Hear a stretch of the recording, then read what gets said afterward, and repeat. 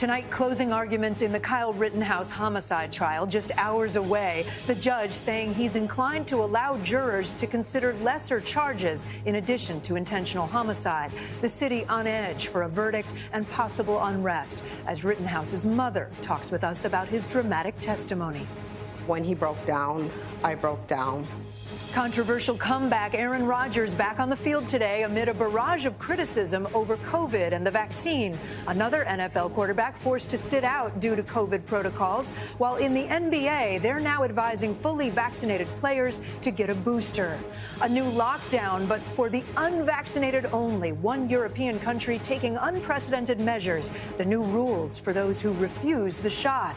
A deadly car explosion in the UK. The arrest tonight by counter-terrorism police. Royal health concerns. Why the palace says Queen Elizabeth canceled her first public appearance since a hospital stay weeks ago. The Prime Minister now speaking out. The Christmas labor crunch. Why Santa might not be visiting your local mall this season. So we've never seen the demand or the shortage of Santas like we're doing this year. And Heart and Soul, the gift of music changing lives. This is NBC Nightly News with Kate Snow. Good evening. The governor of Wisconsin has put National Guard troops on standby in case there are protests after a jury reaches a decision in the trial of 18-year-old Kyle Rittenhouse. The televised case becoming a cultural flashpoint. Rittenhouse testified in tears that he was defending himself when he killed 2 people last summer during unrest in Kenosha. Prosecutors argue it was intentional homicide and Rittenhouse was the aggressor. Closing arguments are slated to begin tomorrow, and the prosecution has asked the judge to allow the jury to consider lesser charges as well. And tonight, Rittenhouse's mother is speaking out to our Gabe Gutierrez. Tonight, with lawyers preparing closing arguments in the Kyle Rittenhouse trial, we sat down with his mother, Wendy Rittenhouse. When you saw your son on the witness stand, what went through your head? Fear, overwhelm. I was a nervous wreck. My stomach was in knots. Kyle did a good job. When he broke down, I broke down. Knowing what he knows now, knowing that it was that chaotic a situation, do you think that he would have gone down there again? Probably not. The now 18-year-old faces 6 charges related to the night he shot 3 people with an AR-15 style rifle, killing 2. During protests following the police shooting of a black man last summer in Kenosha, Wisconsin. The most serious charge is intentional homicide. If convicted, Rittenhouse could face life in prison. The judge has indicated he'll allow the jury to consider at least some lesser charges. The fact that the prosecution in this case is asking for lesser included offenses may signal that they're not feeling that confident about their first-degree or top-level homicide charges. Worried about the potential for violence, the governor has authorized about 500 National Guard troops should local authorities ask for their help. The case has attracted intense scrutiny, dividing Americans who see Rittenhouse either as a vigilante looking for trouble or a patriot protecting Kenosha from rioters. Rittenhouse's mother says her son is being treated for PTSD. What do you say to people who look at this case and think this teenager had no business bringing a military-style weapon to this chaotic scene? A lot of people shouldn't have been there, you know? And he brought that gun for protection. And to this day, if he didn't have that gun, my son would have been dead. Are you anticipating, looking forward to, dreading the verdict? How would you describe what your feelings are going into this week? I'm scared. Tomorrow, 12 jurors will be randomly selected from the 18 that have heard the case so far. It's possible deliberations could begin by tomorrow night, Kate. All right, Gabe, thank you. The NFL's MVP, Rodgers, is back in the game tonight for Green Bay after his COVID diagnosis and accusations that he misled his team and the public about getting the vaccine. And now another famous player has just been sidelined, but whether or not he has the virus remains a mystery. Here's Sam Brock. Tonight, after a whirlwind of controversy, number 12 is back out on the frozen tundra at Lambeau Field. Aaron Rodgers, once again embraced by Green Bay Packers fans. We've been checking our phones all week. He's gonna play, he's gonna play, he's gonna play. But the three-time MVP's receiving an icy reception around the country after misrepresenting his vaccination status before testing positive for COVID, then saying this after being outed. I believe strongly in bodily autonomy and the ability to make choices for your body, not to have to acquiesce to some woke culture. With 94% of the entire league vaccinated and more than 750,000 Americans killed by COVID-19, Rodgers' woke comments not sitting well with many in the NFL. Saying he's not an anti-vaxxer, but then essentially stating a lot of the anti-vaccine arguments. I know there were certainly some eyebrows raised around the league. Rodgers returned back to the gridiron, coming as another QB with a massive footprint. The Pittsburgh Steelers' Ben Roethlisberger is on the sidelines in COVID protocol, though Big Ben says he's been vaccinated. I don't know who on our team is and isn't. I know I am. The NFL, not the only league looking to protect as many of its members as possible. The NBA just sent a memo to players and coaches urging them to get a booster shot. As for Rodgers, the NFL hit him with a $14,650 fine for violating protocols, slightly less than what wide receiver CeeDee Lamb received for repeated uniform violations. I don't understand the importance of your jersey being tucked in versus putting the safety of your teammates ahead of your own selfish needs. I think as long as the teammates are happy with him, everything's all right. We're moving forward. A significant number of quarterbacks are opting not to get the shot. Some of the top players in the league. These guys are supposed to be the centerpieces of the team, setting an example for everybody else. Kate? All right, Sam Brock, thank you. Overseas tonight, Austria is taking extreme measures now to contain COVID by ordering lockdowns, but only for those who are not vaccinated. It's part of a bold effort to slow the spread of cases once again surging throughout Europe. Kathy Park has that story. Tonight, millions of unvaccinated Austrians on lockdown for at least the next 10 days. An order from the government as the country tries to slow the spread of the coronavirus. It will be very consistently controlled. Anyone 12 and older who hasn't been vaccinated are being told to stay home, only allowed to leave for food, work, and exercise. Violators could face a fine of up to 1,450 euros. That's roughly more than $1,600 US, prompting a flurry of last-minute vaccinations this weekend. If everybody gets vaccinated, I also do. 65% of Austria's population is fully vaccinated, one of the lower rates in Western Europe. The entire region back at the epicenter of the pandemic, according to the World Health Organization. Neighboring Germany now reporting record daily infections, more than 50,000. And with cases reaching peak pandemic levels in the Netherlands, officials launched a partial lockdown Saturday, sparking tense clashes among protesters and police. What would you say is contributing to the surge in Europe? There's a lot of migrants coming from Eastern Europe to Western Europe and Central Europe, and many of them are not vaccinated. The surge also worrying health experts in the U.S. I think Europe is a bellwether of what's to come. Super spreading events always happen after Thanksgiving and Christmas holidays. So please take as many mitigations as you can, and please get your third shot. So everyone can enjoy the holidays, even if the virus isn't taking a break. Kathy Park, NBC News. President Biden is gearing up for a victory lap tomorrow as he signs his long-awaited infrastructure bill into law. It comes at a challenging time for the administration as we hit the highest inflation rates in years. Monica Alba reports. President Biden's massive infrastructure plan will finally become law Monday. The legacy-defining legislation kicking off upgrades to the nation's roads, bridges, rails, and airports. We can still come together to get something big done for the American people. Marking the moment with a large signing ceremony, flanked by Democrats and Republicans on the South Lawn. The motion is adopted. All GOP lawmakers who backed the $1.2 trillion bill were invited, but it's unclear how many will attend. A celebration for part of the president's economic agenda, while the rest is in jeopardy, with soaring inflation a top concern for the Biden administration. Everything from a gallon of gas to a loaf of bread costs more, and it's worrisome. There's no doubt inflation is high right now. It's affecting Americans' pocketbooks. It's affecting their outlook.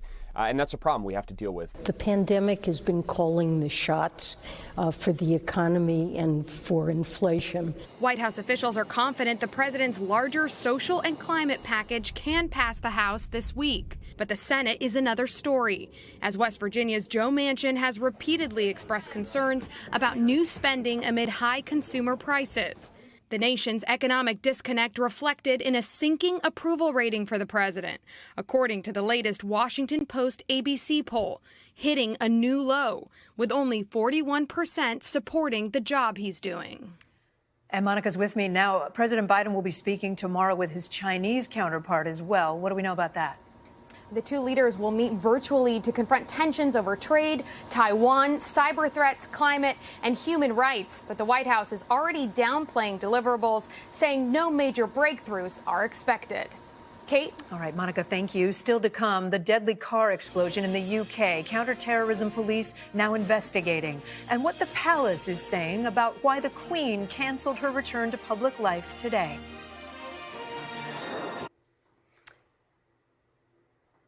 Three men have been arrested after a deadly car explosion outside a women's hospital in England. Take a look at this video. You can see a taxi in flames there. Police say it drove up just before the blast. It happened in Liverpool. That's about 4 hours northwest of London. One person was killed, another was injured. The incident now part of a British counterterrorism investigation.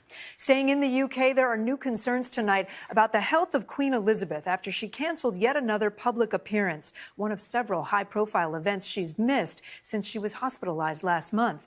Matt Bradley has more from London. Today, the world's longest reigning monarch missing again.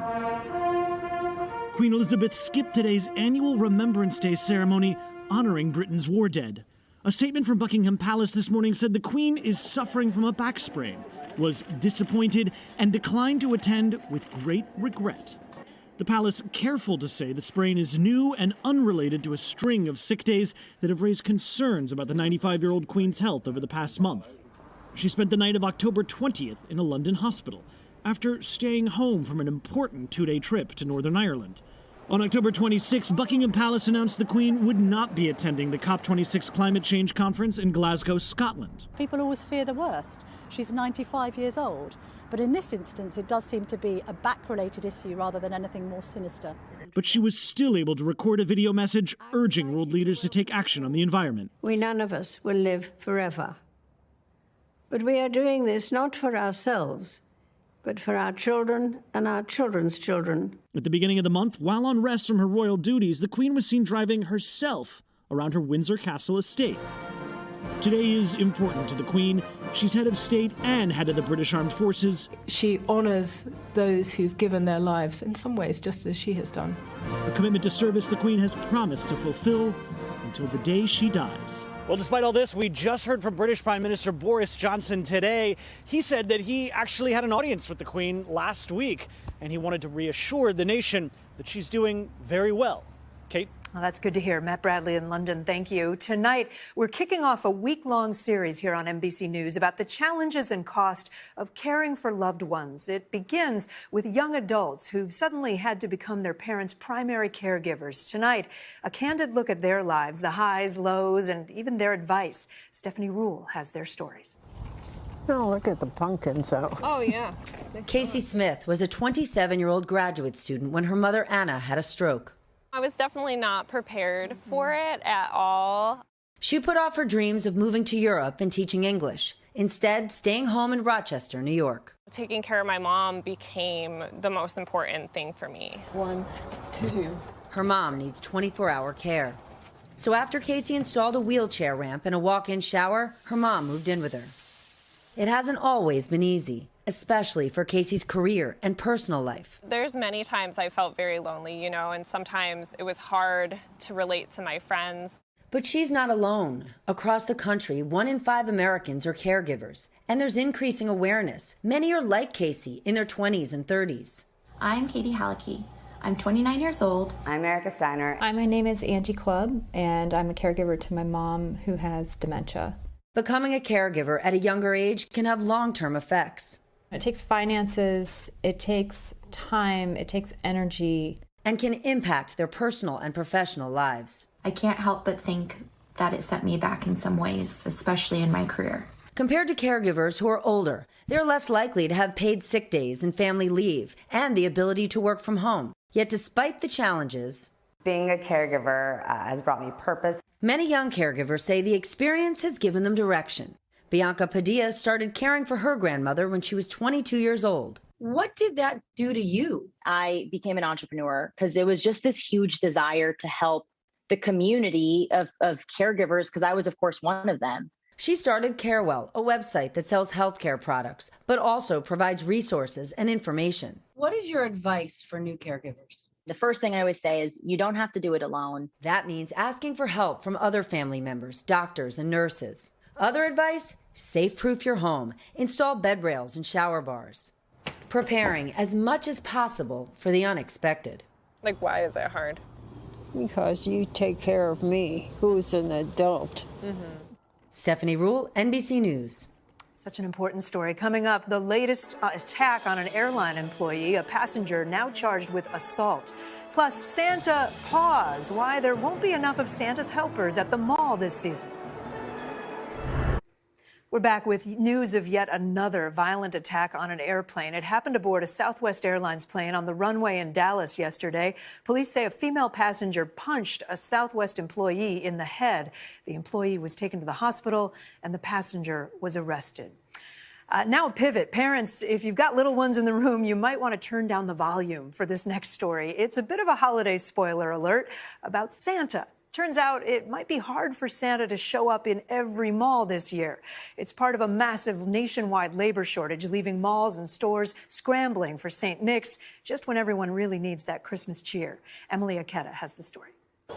Happy holiday! It's a holiday rite of passage, the annual visit to St. Nick. But this year, Santa Claus may not be coming to town. That makes me very sad, right? Because we have seen Santa every year. The U.S. labor shortage now felt as far as Santa's workshop, with thousands of unfilled gigs ahead of the holiday season. Mitch Allen runs the national group Hire Santa, which pairs Christmas characters with venues around the world. We've never seen a Santa shortage like this. He says requests are up more than 120% compared to pre-pandemic levels. People are wanting to get back to traditions. Last year, they weren't able to get together with their families. So this year, they want to, and they want to include Santa. What is it that you want for Christmas? Lego. Several organizations reporting a 15% drop in staffing. Why so few Santas? Many have retired during the pandemic. Others are at higher risk of COVID and sitting this season out. Mitch Allen estimates, sadly, several hundred have likely died from the virus. But I do make a lot of my visits here. Los Angeles area Santa Courtney Lofton says he's being extra cautious. It's a human safety issue. And I think that, everybody needs to follow suit. And Santa's no different. For those who do get time with Father Christmas, the majority won't be able to share their wish list on his knee due to social distancing requirements. A shift from tradition, yes, but Santa says also an opportunity to practice patience. And if you really want to see Santa, he's always in your heart. If Santa isn't available, people are encouraged to host Mrs. Claus or elves. But now the demand is so extreme, organizations are seeing a shortage of Santa's helpers as well. Kate? All right, Emily, thank you. He's always in your heart. When we come back, the generous gifts giving these young musicians the keys to success.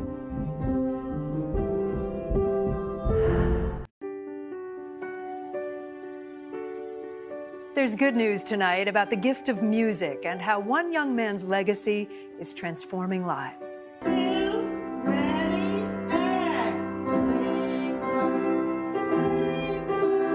In this St. Louis storefront, these kids are getting a gift they never thought possible. Groups of 3, black keys, you find it? That's what piano lessons are. It's a gateway to self-discovery. Discovery through music.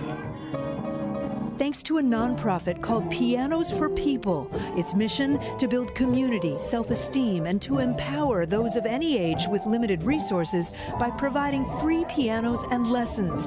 So far, the group has donated more than 320 gently used pianos. You ready? Mom of 4, Essence Starks, applied online and got hers in September. It was amazing. It calms me, and I like trying out new things. And something the kids say was worth the wait. We wanted it for a long time. We were really excited. That joy, part of the plan.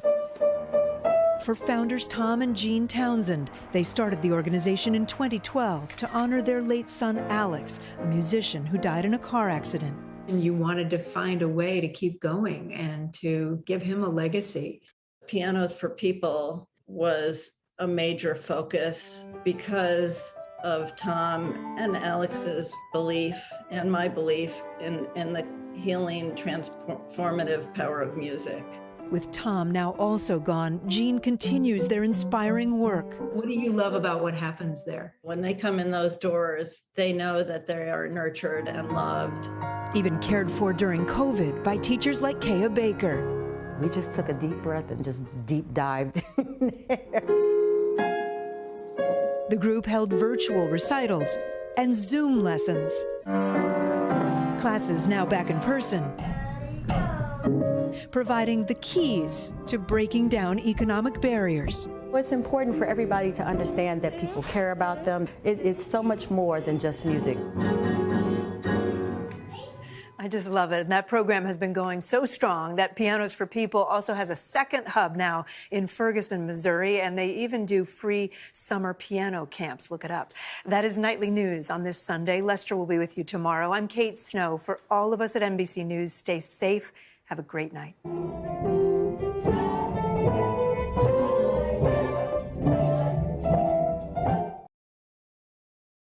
Thanks for watching our YouTube channel. Follow today's top stories and breaking news by downloading the NBC News app.